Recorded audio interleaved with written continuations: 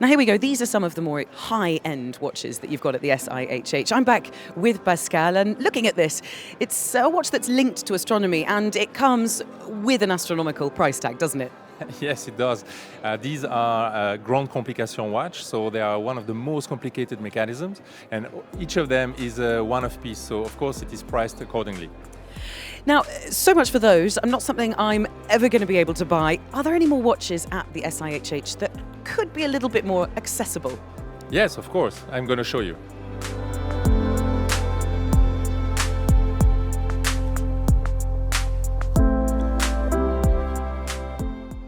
So Pascal, why have you brought me to Cartier?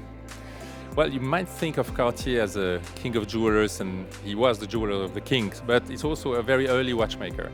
He's developed watches since the beginning of the 20th century, and here you have a very nice re-edition of the Santos watch that has been made this year, and of course you find these in gold and in bicolor, etc., but you also have it in stainless steel, so it's much more accessible to a larger audience.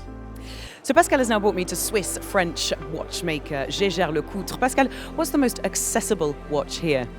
Well, one of the most accessible watch is this Polaris watch. It's based on a 1968 iconic model of the brand. It was an alarm watch, so a complicated watch, but they were very clever to also have a simpler version. So this is a solo tempo watch, and of course more accessible to a wider audience, and maybe having new clients entering the brand and hopefully make them grow over time.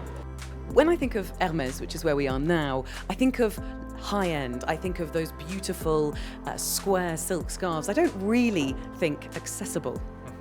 Yeah, well, Hermès is very interesting because they can think out of the box and come with very playful products, such as this watch that is presented today, the Carré d'Hermès. It's a simple watch, steel, and therefore also more accessible, but in an elegant way that is really Hermès style.